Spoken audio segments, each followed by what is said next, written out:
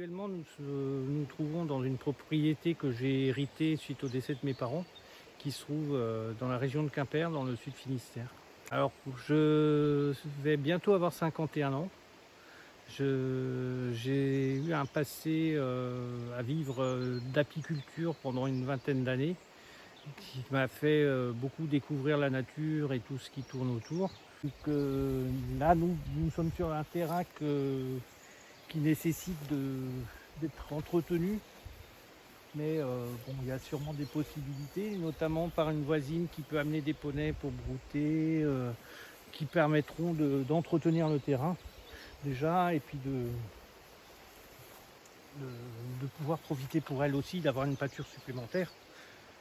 Et cette femme-là ayant des projets d'équithérapie, de profiter de peut-être développer certaines activités d'équithérapie sur place.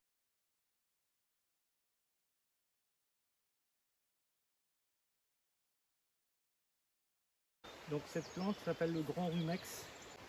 C'est une plante qui est un peu invasive et compliquée à se défaire, mais bon, qui pousse un peu partout dans les terrains qui sont un peu laissés à l'abandon.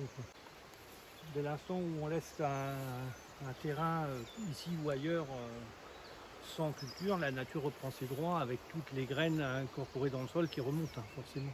Après, la diversité s'expliquera par sera pas la même partout, suivant les circonstances de sol, d'humidité dans le sol, de climat et de région aussi, quoi. Donc là, on va arriver à côté d'une parcelle que mon père avait plantée avec des plants de myrtille. Oula. Et donc j'aimerais bien les remettre, les clôturer, en tout cas pour déjà empêcher les oiseaux de venir se servir au moment de la maturité des fruits. Parce que si ça reste découvert comme ça, moi je récolte rien, quoi. Les oiseaux se servent largement bien avant, et bien avant qu'ils mûrissent en plus, donc on ne peut pas faire grand chose. Donc on est obligé d'attendre. Là j'ai pris les dispositions pour vraiment les clôturer cette année.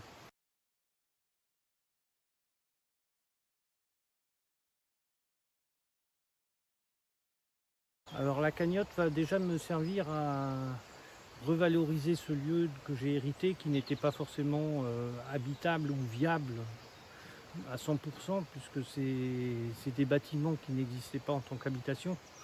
Donc les remettre en état, donc notamment surtout les toitures. Les parties maçonnerie, ça va à peu près, donc ça, il n'y a pas trop de grosses œuvres à ce niveau-là à faire. Mais les toitures sont quand même bien à revoir, notamment des toits amiantés qu'il faudra gérer. Et après, il y a tous les équipements intérieurs, eau, électricité, plomberie, à refaire aussi, quoi. Donc ici, nous sommes sur la cour centrale un peu qui rassemble un peu tous les endroits où il y aura des travaux de bâtiment à faire. Le premier, c'est le plus important, c'est le moulin, qui n'existe plus en tant que moulin, mais pour moi, c'est toujours le moulin. Donc là, il y a un sérieux travail de charpente et couverture à revoir. Sinon, ce qui était les dépendances du meunier à l'époque où le moulin était en activité, là c'est pareil, il y a un gros travail de toiture à refaire. C'est même à tout changer pour tout refaire. Et un hangar dans lequel il peut y avoir des activités d'intérieur en lien au chamanisme, yoga, au bien-être, tout ça, ça peut servir de ça.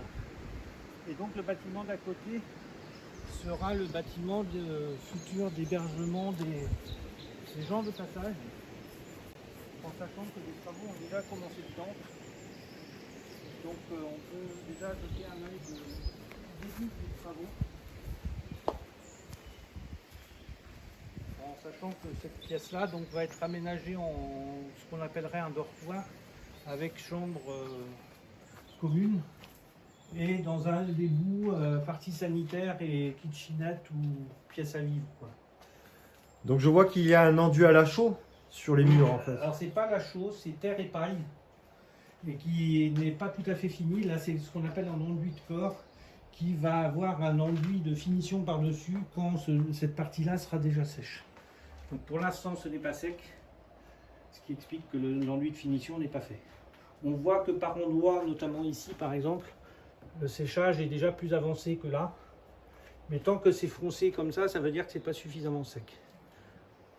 Donc quand ça sera bien sec et la toiture refaite et le plancher aussi, enfin le sol, seront opérationnels, on pourra faire l'enduit de finition et un enduit comme ça aussi sur les autres pans de mur qui ne sont pas encore faits. Donc il y aura ça. Donc dans un but personnel déjà de revalorisation de façon à ce que je vive dans un endroit plus habitable, mais aussi dans un but plus collectif, on va dire, parce que ça va me permettre d'ouvrir le lieu pour un lieu alternatif que j'aimerais bien concrétiser sur place en même temps.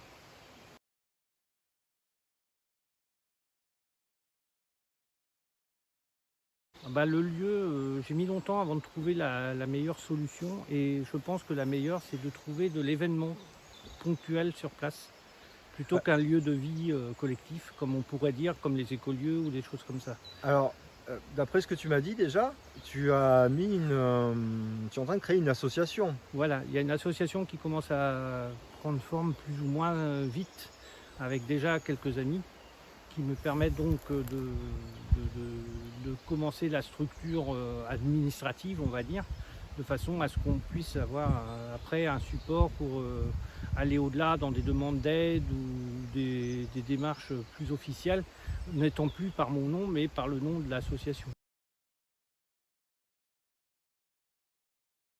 Bah, c'est des fonds pour revaloriser les lieux, donc au niveau des bâtiments, au niveau du terrain surtout aussi, parce que là, bon, on voit bien, là où on est, c'est ce qu'on pourrait appeler une friche. Bon, après, je ne veux pas dire que je vais la supprimer, mais la canaliser plus de façon à ce que le terrain soit plus valorisable.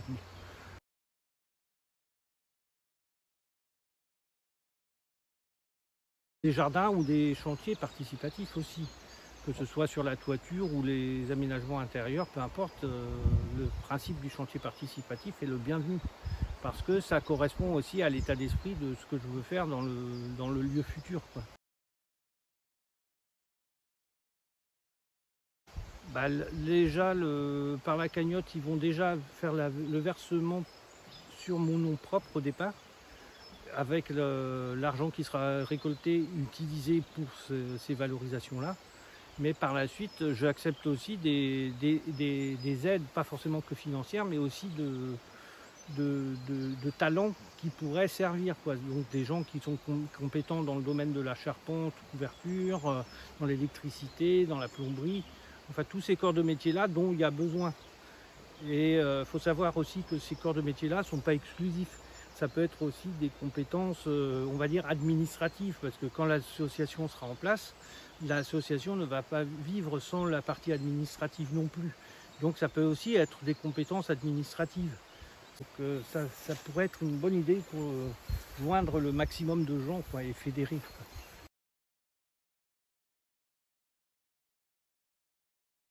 J'aimerais bien assez rapidement parce qu'il y a une toiture à refaire sur la partie du bâtiment qui va abriter les gens de passage. Ces woofers-là vont pouvoir être logés dans un endroit qui sera réservé que pour eux, comme un petit dortoir en fait on va dire, avec un petit endroit de détente, kitchenette en même temps, de façon à pouvoir être indépendants et autonomes dans leur moment de détente, quoi.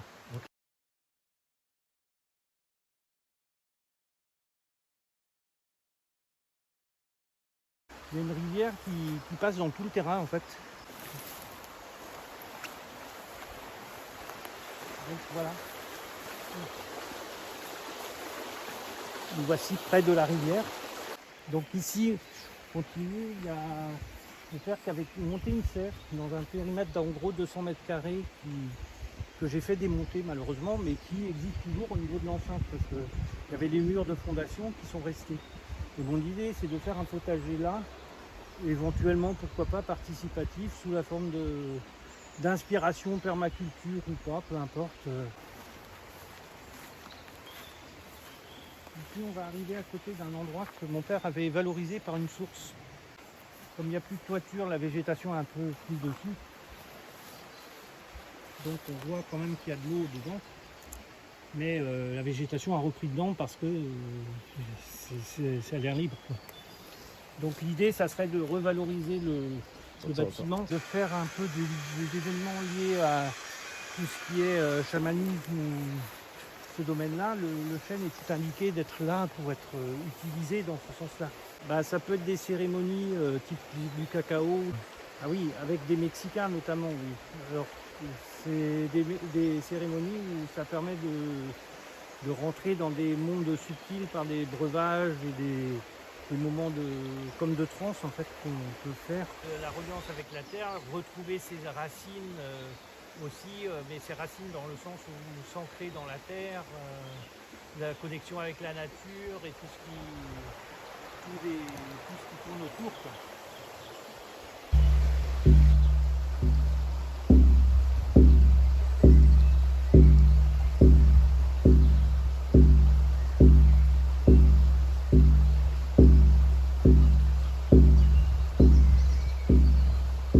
Chers contributeurs, c'est avec plaisir que nous avons pu vous accueillir pour cette visite du moulin de Kérivoile avec Alain Manchek, et nous espérons que vous pourrez contribuer donc à son projet de cagnotte pour le soutenir, parce que c'est un projet véritablement qui est très très important, parce que à notre époque, avec toutes ces situations bouleversantes que nous pouvons vivre, notamment là, bon, voilà, je ne vais pas vous apprendre grand chose justement avec la réforme des retraites et compagnie, j'en passe.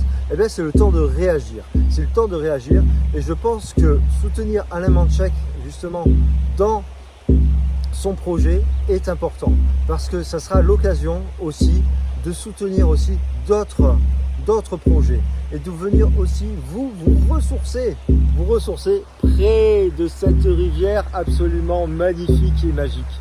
C'est un lieu absolument incroyable en fait, regardez-moi ça, absolument incroyable et magique. Et je vous imagine bien là faire des petits cercles de tambours ou d'autres sessions de chamanisme ou de magnétisme. Voilà. De méditation. Complètement. Alain est un personnage absolument extraordinaire. Il a l'âme d'un druide. Il a du sang celtique, j'en suis sûr. Et je voudrais vous dire que Alain, c'est une personne absolument extraordinaire que j'ai rencontré simplement par internet, qui a répondu à un de mes posts, et le contact est passé très très rapidement entre nous, quoi, parce que il a une authenticité, une sincérité et vraiment une beauté qui est authentique. Et je trouve que cette authenticité se fait très très rare, et cette personne en fait c'est un peu comme un gardien de la terre, voilà, qui va permettre de faire fleurir à nouveau les consciences. Donc je vous invite vraiment à le soutenir dans son projet, parce que ça sera un très très beau projet, et ça sera aussi votre projet en contribuant, parce que vous pourrez venir en toute conscience, l'aider, participer comme vous êtes, comme vous avez envie, naturellement, avec tout votre cœur. Et je souhaite d'ailleurs que ce lieu nous rassemble, exactement comme ça vient d'être dit, mais nous ressemble aussi. Parce que c'est la clé des deux aspects réunis qui va faire la force. Voilà, c'est tous ensemble que nous pouvons agir à notre niveau, en conscience, comme nous sommes, simplement, pour pouvoir apporter chacun une contribution naturelle à un autre monde, ou simplement un monde différent, mais un monde qui nous ressemble, avec notre cœur et notre... Et qui va nous rassembler. Et qui va nous rassembler. J'espère que cette vidéo vous aura plu, et que vous pourrez contribuer comme vous pouvez à cette cagnotte de litchi pour Alain Manchek, pour son très très beau projet. Merci à vous, merci beaucoup, on vous souhaite le meilleur, au revoir. Merci de m'avoir suivi, et grand merci à tous ceux qui viendront me suivre de près ou de loin dans cette belle aventure que je vous propose, comme je le souhaite moi depuis le début, à mon image, mais à l'image de tous les gens qui y seront aussi. Et c'est pour ça que je veux qu'il rassemble les gens et que ça leur ressemble aussi. Parce que ce lieu, je ne veux pas qu'il ne soit qu'à moi. Je veux qu'il soit à l'ensemble des gens qui passeront. Et donc, je vous remercie tous du fond du cœur de toute cette aide et ces soutiens que vous pourrez m'apporter. Et en échange, il y aura forcément des retours de pouvoir revenir ici, profiter des lieux comme bon vous semble. Donc merci beaucoup et au revoir et au plaisir de vous retrouver ici.